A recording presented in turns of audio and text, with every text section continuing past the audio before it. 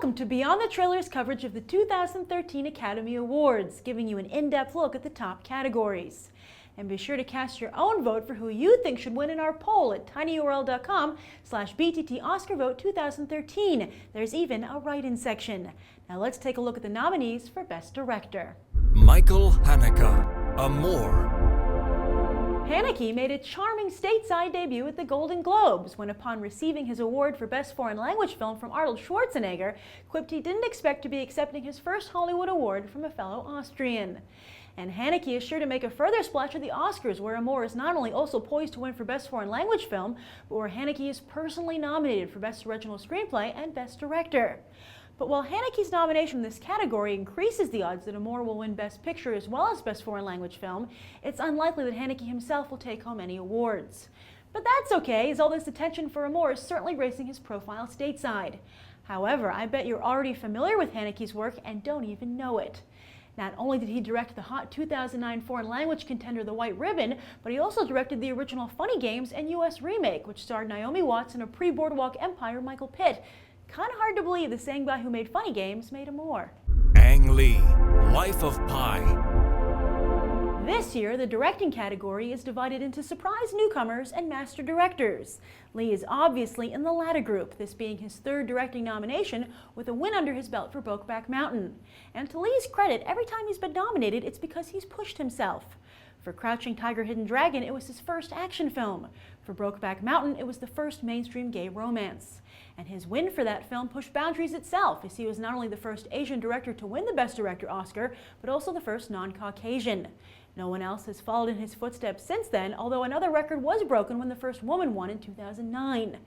And now, with Life of Pi, it's Lee's first time working in 3D, a medium new to dramatic directors, which Martin Scorsese took a shot at with Hugo last year. Life of Pi has also been a true labor of love for Lee, who had to personally convince 20th Century Fox to foot the $100 million plus budget, as well as agree to have the film shot in the Far East, mostly Lee's native Taiwan.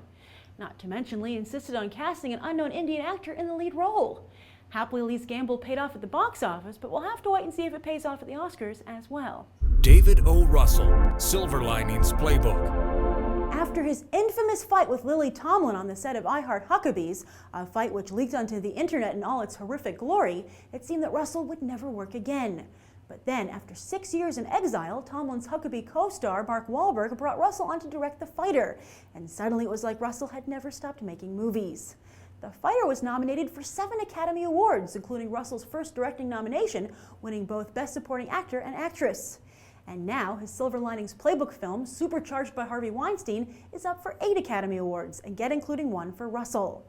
But while Silver Linings Playbook might not be as grand a film as those made by his competitors in this category, Russell has an edge here because of his own personal story. See, Russell's own son suffers from mental illness, which is not only why he wanted to make the film, but has also allowed him to portray how a family deals with mental illness both lovingly and realistically. It's truly a wonderful thing when someone takes what could be a burden and transforms it into something beautiful that can reach others and hopefully lessen their burdens.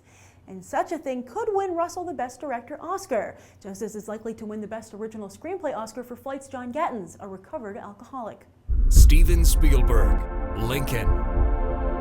If you didn't know that Spielberg directed Lincoln, would you be able to tell that he did? The answer is most likely no, and as I mentioned in my coverage of the Best Picture category, what makes Spielberg's work on Lincoln so extraordinary is his show of restraint. In fact, Spielberg's involvement is something that initially worked against the picture, at least in the court of public opinion, as everyone was sure he'd produce an overly sentimental portrait of our 16th president, the Disney version, if you will.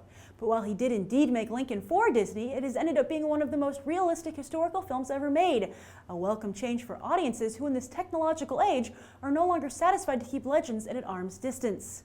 But while Spielberg has done an overwhelmingly good job, is he really the most valuable member of his dream team? While I'd say Daniel Day-Lewis and screenwriter Tony Kushner are almost guaranteed wins, I don't know if the same can be said for Spielberg. Plus, this is his 7th nomination for Best Director, 1 for Raiders of the Lost Ark, and he's already won twice. He'll most likely take home an Oscar for producing Lincoln when it wins for Best Picture, which seems very fair. Benh Zeitlin, Beasts of the Southern Wild. This is the wrong Ben! Everyone had expected to see Ben Affleck in this category, and he even won this year's Golden Globe for Best Director, which he totally deserved, but I wouldn't put it past the HFPA to have given it to him just for the awesome headlines. However, the Academy has generated its own headlines by nominating Zeitlin, a 30-year-old filmmaker, for his debut feature film. And if he wins, he'll be the youngest director ever to do so. So who is Ben Zeitlin? Interestingly, both of his parents are folklorists, which explains a lot if you've seen Beasts of the Southern Wild. And he's also done the kind of really cool stuff that Academy voters just eat up, like form a filmmaking community called Court 13 and move to Katrina-devastated New Orleans. He's also a product of Sundance, so his nomination here has the added benefit of proving Robert Redford's organization is still relevant. And lo and behold, he could be a budding Christopher Nolan, as the first film he ever made at the age of 6 was a Batman movie. Warner Brothers is looking for a new director. And those are the 2013 Best Director nominees. Who do you think deserves the Oscar? Leave your comments down below, and don't forget to vote in the Beyond the Trailer Oscar poll. It closes on February 12th. I'm Grace Randolph, and I hope you'll check out the rest of BTT's Oscar coverage.